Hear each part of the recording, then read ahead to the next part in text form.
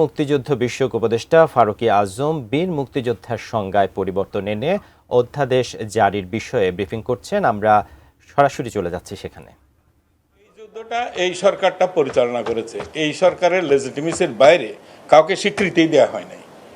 এই সরকারটাই তখন ছিল বাংলাদেশের স্বীকৃত সরকার, যেটা প্রবাসী সরকার। কিন্তু অর্থটা ওরকম দাঁড়ায় কিনা যে আমরা পরিচালনা করলো সরাসরি যেহেতু রণাঙ্গনের এটা হয় নাই, কারণ রণাঙ্গনটা ওনারা পরিচালনা করেছেন। তাইলে তো একই কথা আপনি সেক্টর কমান্ডারদের ব্যাপারেও বলতে পারেন। তারা কি যুদ্ধ করে নাই? যুদ্ধ ডিজাইন করেছে, যুদ্ধে কারা যাবে না যাবে সেটা পরিচালনা করেছে। ঠিক একই রকমের মুজিবনগর সরকার তো পুরো যুদ্ধটা পরিচালনা করেছে। মুক্তিযোদ্ধাদের জন্য রেশন কোথা থেকে আসবে, অস্ত্র কোথা থেকে আসবে, কি এগুলি সব এই সরকার করছে না। তো ফলে এইটা তো ঐতিহাসিক সত্য যে এই সরকার পুরো যুদ্ধটা পরিচালনা করেছে। তো এটা কেমন করে ইতিহাস পরিবর্তন করা যায়? এটা একটা মিসলিডিং হয়েছে নিউজ। এটা আমার মনে হচ্ছে যেন এটা সত্য হয় নাই। আমরা তো এখানে সুস্পষ্টভাবেই বলা আছে সহযোগী যে মানে মুক্তিযুদ্ধের সহযোগী, ওখানেও স্যার মুজিবনগরের একটা বিষয় তাহলে ওইটা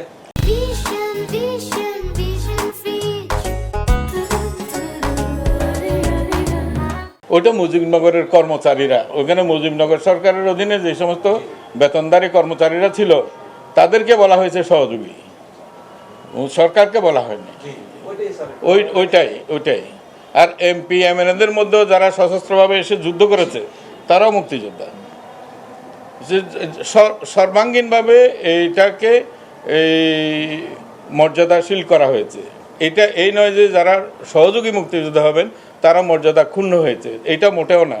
কারণ ওই অবদানও অসাধারণ এবং সেভাবেই ওনাদেরকে সম্মানিত করা হচ্ছে। কে কী ধরনের ভূমিকাতে সেই সময় অংশগ্রহণ করেছিলেন। এই ক্ষেত্রে সুবিধাদি রাষ্ট্র কর্তৃক প্রদত্ত ভাতা ইত্যাদি নানান সুবিধার ক্ষেত্রেও কোনো বৈষম্য নাই, সবাই সমান। মুক্তিযোদ্ধার সহযোগী মুক্তিযোদ্ধার এখানে যে সম্মান রাষ্ট্রীয় সুযোগ সুবিধা সেটার মধ্যে সমান একই। স্যার যেটা বলা হচ্ছে যে এই বঙ্গবন্ধু এবং জাতীয় চার নেতা সহ এবং যেটা বললেন যে এরা সরাসরি মুজিবনগর সরকারে ছিল, এদের নেতৃত্বে যুদ্ধ হয়েছে, এরা মুক্তিযোদ্ধা হিসাবে বিবেচিত হবে। কিন্তু এই যে 400 মুক্তিযোদ্ধা যারা হচ্ছে 70-এর নির্বাচনে গণপরিষদে ছিল, এরা সহযোগী। যারা যুদ্ধ করে নাই তারা কি করে হইতে পারে? এটা যারা মুক্তিযুদ্ধের কারণে ওই ভারতে গেছে, নানা রকমের কাজে তারা এনগেজ ছিল, সেখানে হয়তো সে কেউ স্বাধীন বাংলা বেতার কেন্দ্রে, তারপরে কূটনৈতিক এবং আদার অন্যান্য কাজে তারা ব্যস্ত ছিল, তারা সহযোগিতা করেছে। তারা তো রণাঙ্গনে এসে তো লড়াই করে নাই। আমি বলতে হচ্ছে মুক্তিযুদ্ধের সংগঠনগুলোর সাথে আমরা যখন অনেক কটা সিরিজ মিটিং করেছি এই সমস্ত সংগঠনগুলোর সাথে, তাদের সবারই দাবি এইটা শুধু আমরা নতুন করে প্রবর্তন করি নাই। এটা 72-তে ছিল, 72-এ ছিল, এই সেম এই যে সংজ্ঞাটা আমরা এখন দিলাম এইটা সেম ছিল। এটা পরিবর্তন করেছে 2018-তে এসে, এই সংজ্ঞাটাকে চেঞ্জ করেছে। 2022-এ এসে চেঞ্জ করেছে, দুইবার চেঞ্জ হয়েছে। এখন আমরা সেটাকে আবার ওই যে 72-এর সময় যে সংজ্ঞাটা ছিল, যখন ওই